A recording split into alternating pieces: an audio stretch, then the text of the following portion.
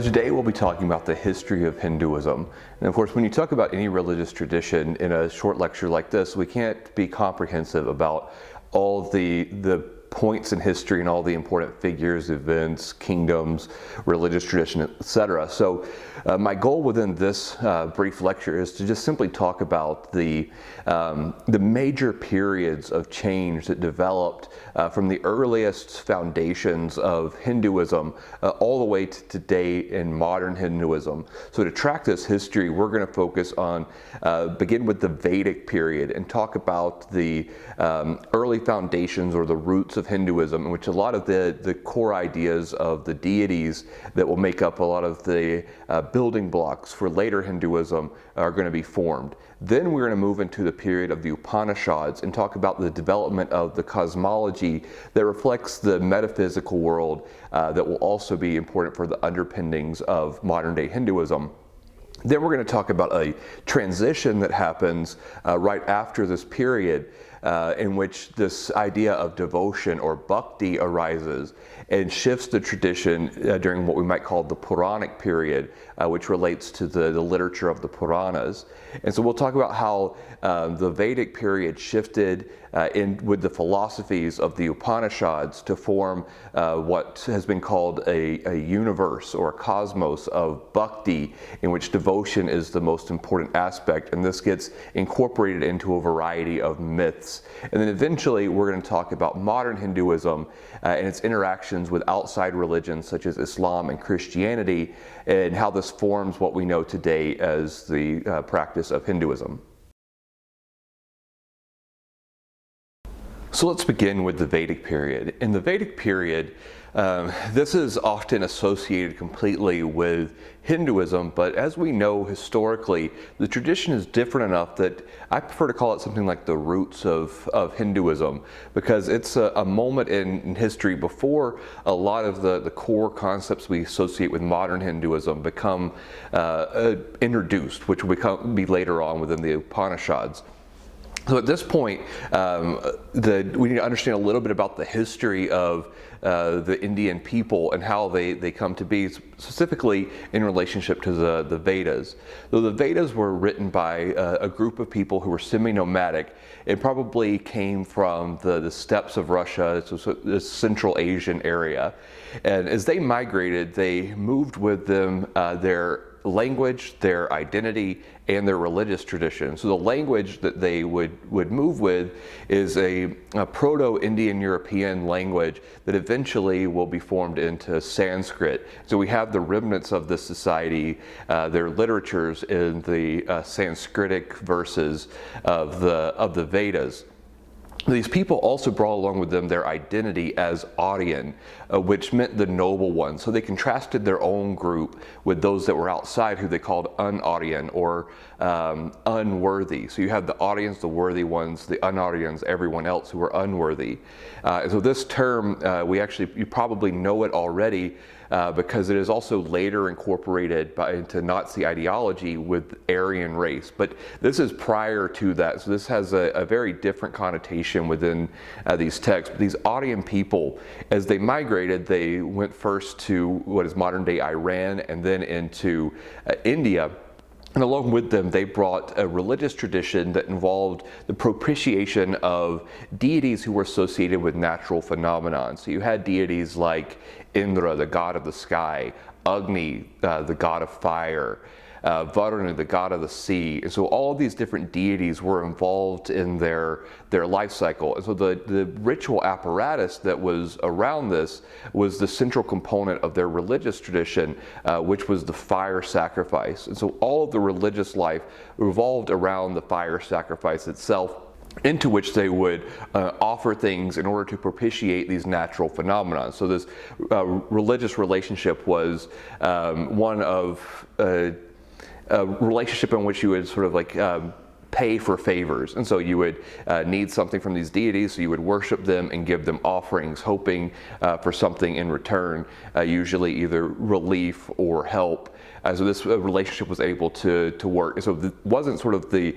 idea of religion in modern Hinduism in which you have a ongoing loving relationship with one deity, but these were more temporary type situations. So reflective of this temporary situation, in the Vedic period, there were no permanent temples. There were only temporary altars that were made specifically for certain rituals to certain deities.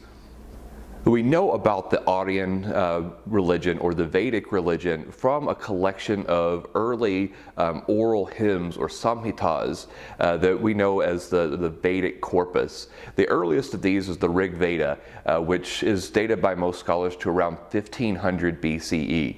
And the Rig Veda contains hymns to deities that praise them for their attributes. And within this, we can understand and sort of see the way that the religion works by praising the deities. This is also where we get the very beginnings of Hindu mythology, because within these hymns of praise, we have allusions to the stories of the deeds of these gods. So while they're not fully fleshed out at this moment, we can see that there was a sort of narrative or mythological structure built around it, just one that wasn't preserved within these samhitas or hymns. So during this Vedic period, there's an entire collection of literature of Vedas that are composed, and these are the collection of the four samhitas, which are the Rig Veda, which is the oldest, the Yajur Veda, the Samaveda, and the Atharva Veda. So all of these form a foundation for Hinduism and still are held in great reverence through every stage of the development of Hinduism, because this is sort of laying out the ideas, with the Rig Veda sort of forming the foundation of the hymns, and then the other texts there rearranging them for ritual usage or adding in other rituals such as the Atharva Veda aimed at things you might consider like holistic medicine or even magic.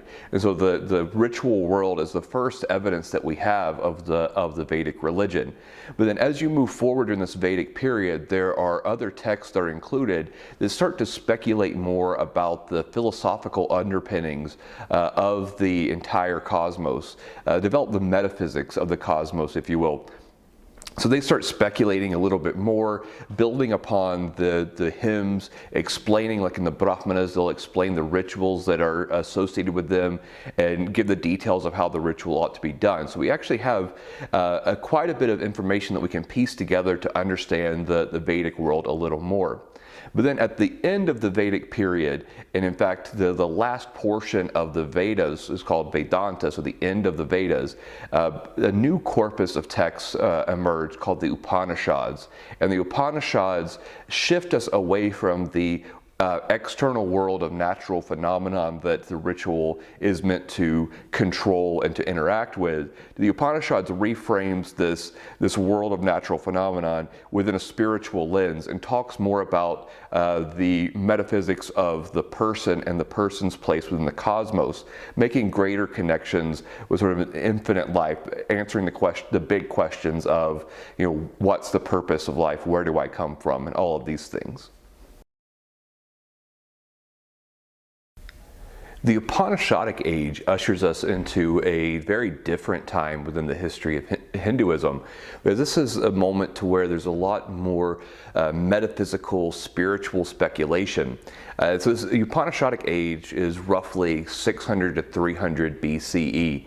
This marks an interesting time within world history, what people like Karl Jasper have called the axial age, because a lot of different societies at this point are starting to speculate about spiritual things. And of course this has to do not just with some great enlightenment, but a lot of it is related to historical phenomenon like the rise of agriculture and conservation, which leads also to the development of urbanization. And so with urbanization, a certain class of people have more time to focus and devote to philosophy and spiritual matters. And so you have this sort of emergence throughout the world at about the 6th century BCE, to where a lot of people are now thinking about the world in different ways and humans' place within that world. So for the Upanishadic age, there's a few key things that are introduced that we'll discuss in another lecture. But the primary thing is it takes that external fire and of the Vedic period, and it internalizes it. So it talks now about the fire of within you that's part of your soul, and it introduces a lot of terms that we associate with modern Hinduism, such as dharma, or your duty or responsibility, karma, action, and the fruits of these actions. But most importantly for us in this lecture, it introduces the idea of the soul, of the Atman of an individual.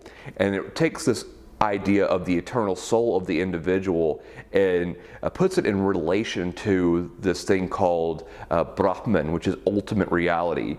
And the thing that separates the world that we live in and that ultimate reality is something called samsara, which most Upanishads define as like an illusion, an illusory world that we're fooled into thinking we exist in because of our sensory experience. So this idea of samsara is also related to the idea of reincarnation. So now it's starting to build a larger metaphysical world in which everyone has this individual soul that's born, dies, and is reborn, and then will go throughout the cycle forever until you can eventually remove yourself from the illusory world of samsara and move into ultimate reality, Brahman. So these are sort of the defining concepts of the Upanishadic age, but it also leads to a radical change within the overall tradition, where you go from the external fire being sort of the end-all be-all that needs to be done occasionally, to where now it's making the relationship between humanity and the divine, or Brahman in this case, a much more extended relationship, to where it's not just something that's done at one point and then you come back when you need something else, or you need a moment to order the cosmos. Now it's about a changed relationship that the individual needs to morph into something better. Now, this starts a philosophical shift. Of course, the Vedic sacrifice is still around, so these two are working in connection with one another, to where the Vedic lifestyle is for most people, but then there are people who are renunciates, or people who want to dive a little bit deeper into the philosophy. They can also go for these larger goals. We start to see in the different Upanishads, all of these ideas start to develop in different ways. Now, another important age arises between the Upanishads and the Puranas that is an ongoing process that continues into the Puranic period. And this is the creation of the Indian epics, which specifically refer to the Mahabharata and the Ramayana. And so these texts are interesting because they are framed sort of within the history of Indian kingdoms, and so they have this special relationship as what's called itihasa, which means like history. And so they're somewhat mythological, somewhat historical, so you might call them something like legendary, and they really start around the about 500 BCE, so in the Upanishadic age, and continue, like I said, really their height is probably to about 300 CE, but of course then they have their own life that continues on in different vernacular versions and whatnot. But this moment is important for our understanding of the development of Hinduism also. Well, one, because they provide a lot of the basis for mythology that's going to be popular in the Puranic age, but they also occupy this space between the developments of the Vedic world, then the Upanishadic world, and the Puranas, by trying to make sense of the relationship of everything within these moments. So it talks about the Mahabharata is about a war between cousins for the supremacy of India, but it's also they deal with metaphysics, and they talk about the different philosophical schools, the ideas of Atman and Brahman and samsara that were introduced in the Upanishadic age, but it also talks about the importance of the Vedas and introduces the ideas of gods on earth and their interaction with humanity. So these are complicated texts that start to situate of the Vedas and the Upanishads together with the gods, that really is a precursor to Puranic Hinduism and modern Hinduism. And one of the most important parts of the epic tradition is the Bhagavad Gita, which is a text that most people have heard about. And it's translated as the Song of the Lord or the Song of the Blessed One. And it's within the middle of the Mahabharata, and it's a dialogue between the deity Krishna and the great warrior Arjuna. And within this, we get to see a lot of the systematized philosophy being worked out, in which a lot of the different traditions between the Vedas, the knowledge systems of the Upanishads, and the devotion that will become so important during the Puranic period, all these things are being worked out within this text according to its authors and editors, and of course it's through the voice of the deity Krishna. So this epic period between the Mahabharata and the Ramayana, which talks about the exploits and the deeds of the deity Rama trying to save his kidnapped wife Sita from the demon Ravana. Both of these, you can see them as a point in time to where they're trying to make sense of a lot of different things. And well, they're very complicated text also, and they're trying to make sense of caste within this moment. So there's a lot of important aspects of Hinduism are within these epics. So it fills this space between the Upanishads and the Puranic period to where we can see how they're kind of being worked out within the tradition. So perhaps one of the most important developments in the history of India is the development of Bhakti traditions. Bhakti we could translate simply as devotion, but it refers to a movement within Hinduism in which more emphasis was placed on the relationship between individual gods and their devotees. And through this you form a long-lasting, loving relationship in which the deity that you are devoted to is often equated to the ultimate reality or Brahman that was introduced within the Upanishadic period. Now, concepts of this were first introduced in the Bhagavad Gita, so this is why the epics really formed that pivotal transition between Upanishads and the Puranic period, in which Bhakti is sort of the core of the Puranic universe. Now, as we think about how the development of the Puranas, what happens is the different cults that were associated with individual deities started to be systematized in broader sects, you might call it. So you have the devotional tradition to the deity Vishnu, the devotional tradition to the deity Shiva, and the devotional tradition to the goddess Shakti. Now you have all of these start to emerge, and as these devotional traditions start to form, this literature comes about that tells the mythology of the deities. And the mythology ranges widely from text to text. And so there's not like one authoritative source that this is the way the story happened, but there's a lot of multiplicity in the stories of Hinduism.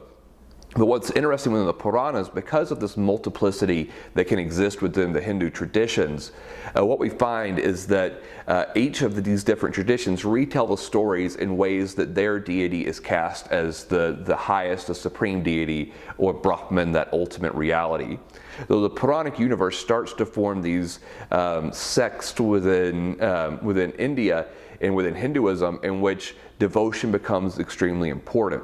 But this doesn't just emerge overnight, but it's a movement that is happening on several different forms.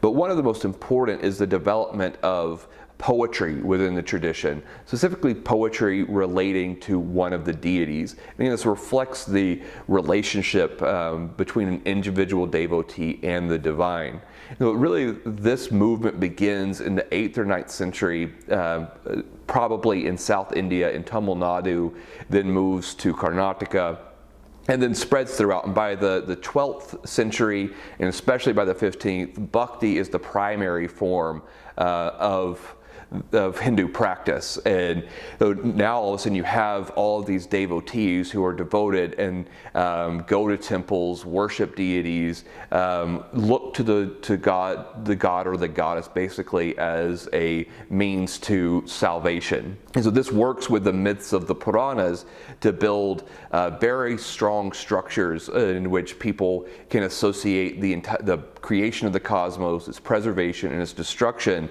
not with different deities, but now the root cause of all of this is associated with their deity, who they see as the most important. And this is completely intertwined with the development of India through the medieval period, as different kings would worship different deities and they would become elevated in their status, and it would also be reflected into the kingdom as the king did rituals to associate themselves and identify with the deity. So this is not simply just a philosophical spiritual thing, but it also has ties with Indian history and the development of the large empires throughout the medieval period. So this brings us to modern Hinduism. So modern Hinduism is a culmination of all of this development of Hinduism that we've talked about to this point, from the foundations or the roots of Hinduism in the Vedas, the introduction of the large philosophical and spiritual ideas of the Upanishads, the systematization of this in the epics, and then the emergence of Bhakti in the Puranic period. This all leads us to several important historical moments in which we see changes in the tradition based on other ideas that come into the South Asian subcontinent. The first of these is the influx of Persianate ideas along with Muslim rulers in the north. So as the Persianized Muslim rulers come in, they introduce some new interesting ideas within the Vedic corpus, largely in the visions of the demonic. So the demonic within early Hinduism was really more not the way we understand demonic now, but it's more as the counterpoint to the gods or their rivals. With the emergence of Islam, the idea of the demons being something wholly evil starts to take root a little bit more, and the identities start to change to where the different myths really start to become about righteousness versus evil, when before it was a more nuanced rivalry. Of course, when you get to the colonial period, ideas from Christianity and a really sort of European rationalist thinking was also introduced, and so this started to change a lot of the ways that people talked about devotees' relationship with the divine, in which a lot of times people now, if you hear someone talk about the murti or the image in a temple, they start to think about it as sort of an allegory of the deity, not the deity itself. So you have changes within the way that people view Hinduism and its practice, and this leads to certain reform groups like the Arya Samaj, the Brahmo Samaj. A bunch of these different groups come in and they start to try to change Hinduism to become a quote-unquote more rational or scientific, in which a lot of the rituals are removed within these sects, and so they move forward with a new and different type of Hinduism that actually builds more closely off of the Vedic world. But those groups have an influence on the overall movement of Hinduism, but modern Hinduism still continues to largely reflect the Puranic worldview of Bhakti, in which devotion is the most important. So in modern Hinduism, of course, going to temple is still important, and the practice of puja forms the basis of the ritual world of Hinduism.